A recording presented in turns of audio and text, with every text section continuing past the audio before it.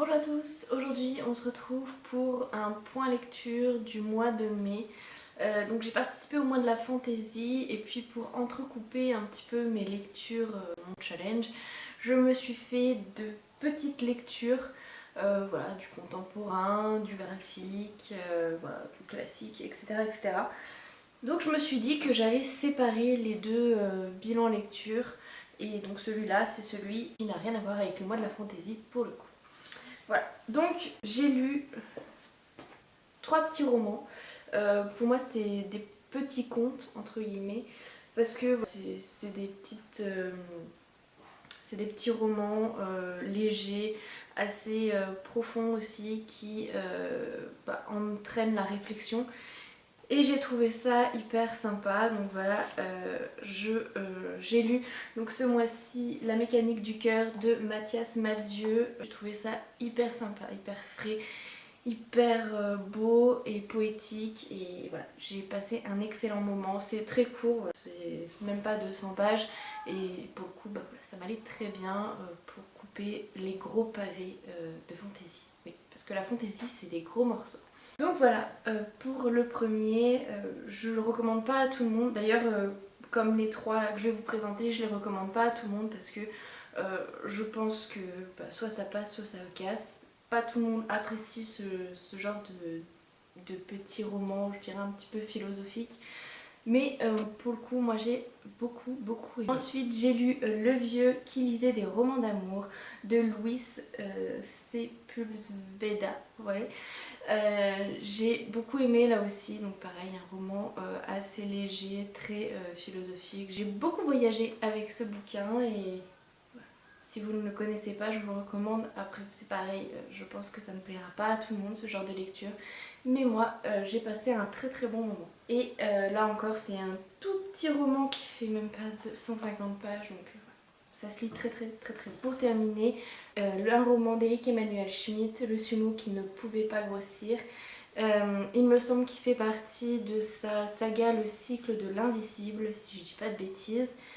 Et j'ai beaucoup aimé, encore une fois, ce livre. Moi, Éric Emmanuel Schmitt, à chaque fois, c'est des livres qui me touchent et c'est vrai que ça m'emmène toujours à réfléchir et à me poser des questions et à me remettre en question sur certains faits de ma vie et voilà, j'aime beaucoup ce genre de lecture assez philosophique pour le coup et voilà, là encore je recommande pas à tout le monde parce que pas tout le monde apprécie ce genre de lecture mais moi j'ai passé un excellent moment avec Éric Emmanuel Schmitt et ses personnages. Donc je passe à un tout petit classique, donc c'est du Jules Verne, Trop de fleurs.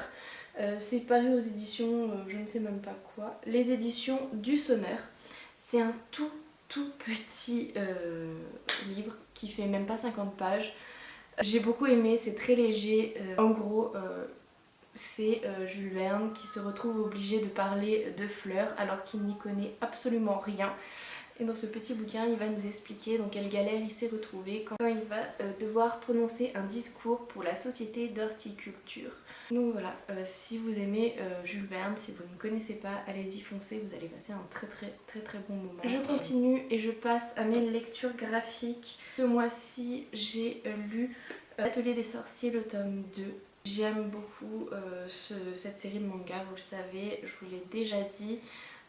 C'est un univers que j'aime énormément, voilà, les sorcières, la magie, ça me plaît et particulièrement dans ce manga là, ce que j'apprécie c'est l'univers qu'ils ont créé et surtout la façon dont ils pratiquent la magie qui pour le coup je trouve est très originale.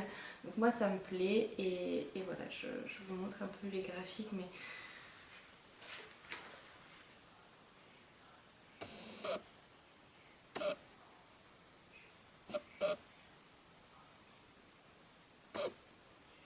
Donc voilà, c'est une super édition, hein. La couverture elle est magnifique alors que comme je vous l'ai dit dans mon book haul, c'est même pas l'édition de luxe.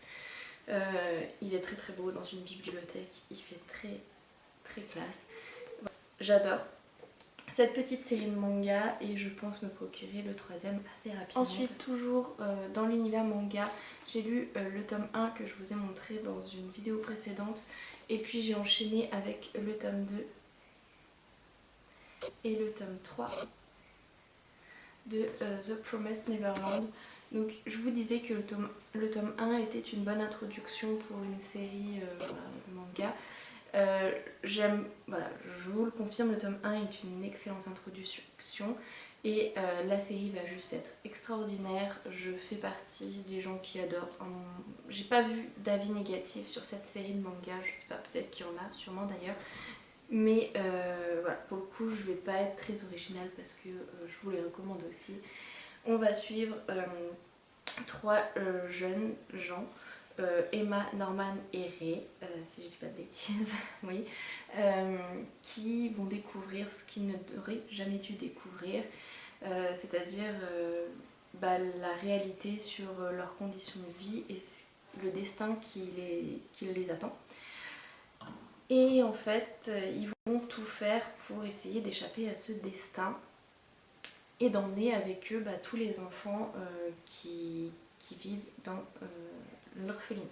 Oui, parce que je vous l'ai pas dit, mais Norman, Emma et Ray vivent dans un orphelinat et tous les enfants ont le même destin assez tragique.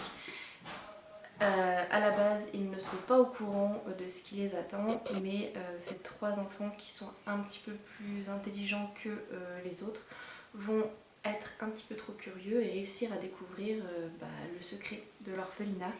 Et finalement, ils vont décider de s'échapper et d'emmener avec eux tous leurs petits camarades, seulement c'est pas si simple.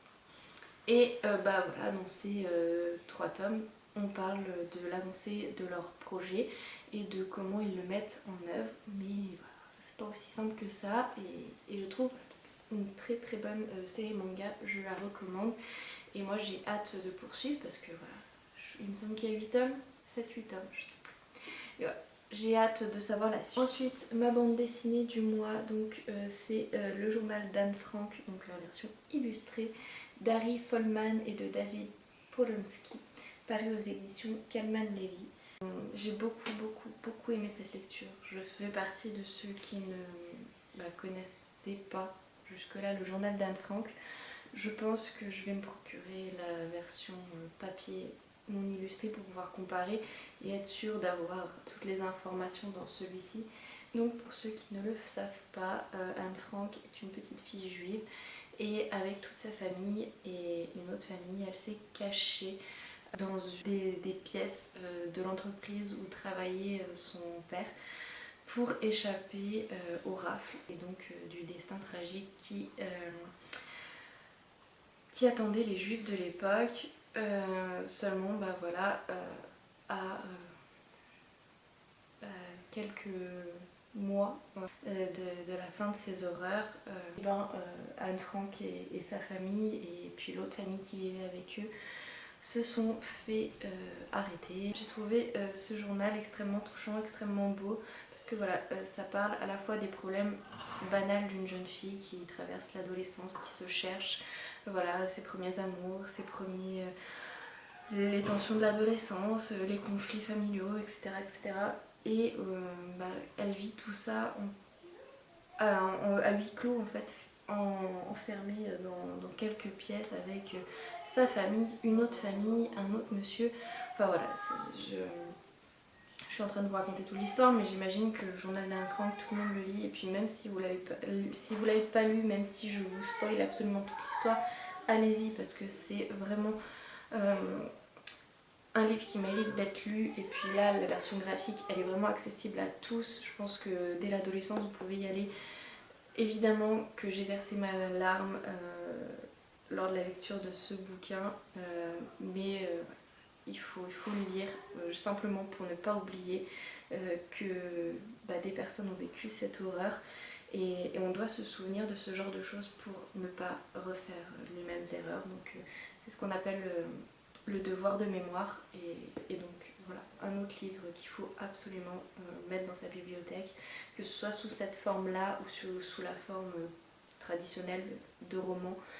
Mais voilà, lisez-le et pour terminer, je vous montre mon bel album jeunesse du mois. Donc c'est La fille du samouraï de Fred Bernard et de François Roca, paru aux éditions je ne sais pas.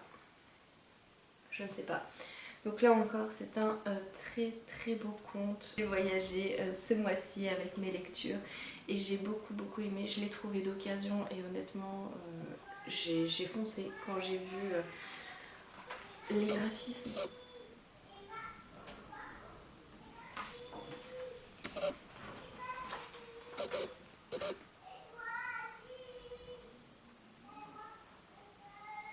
Donc voilà, on va parler d'une histoire d'un vieux samouraï, une histoire un petit peu fantasy où on va retrouver des créatures oubliées.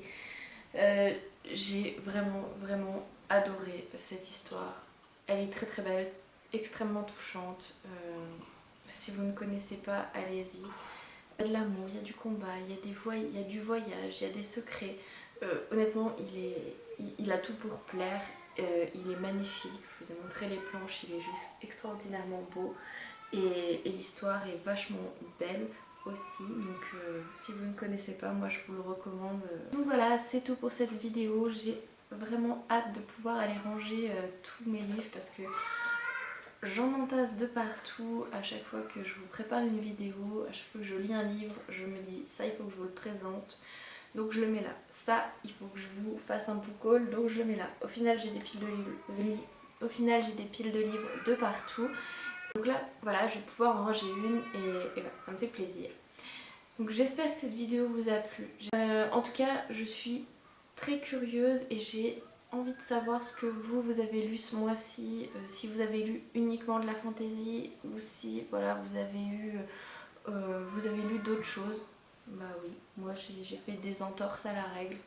Mais c'est pas grave, j'ai lu aussi un petit peu de fantasy, vous allez voir ça dans pas très longtemps. Dites-le moi en barre d'infos et si vraiment vous avez eu un gros coup de cœur, une très belle lecture, bah, je vous invite à le partager, peut-être que ça me fera plaisir aussi de le découvrir. C'était une très belle fin de journée, je vous fais plein de gros bisous. Salut